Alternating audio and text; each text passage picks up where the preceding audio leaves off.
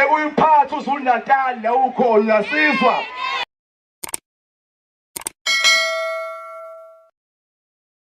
Comrades awami ngihambisana ne-region yakamaningi namhlanje bancane ukuzosho ukuthi u-election board siyawusupporta because uyakwazi ukuthi sisize izone kuma-VD engakwazi ukufinyelela kuwona.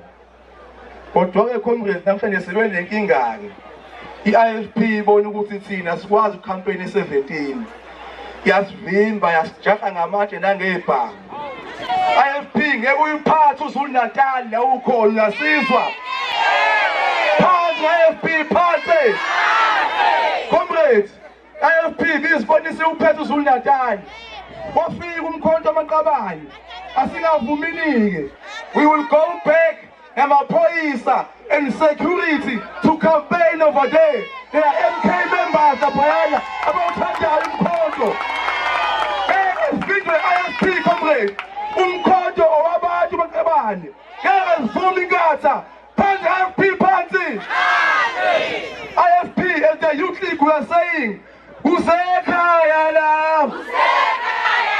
Kusekhaya la.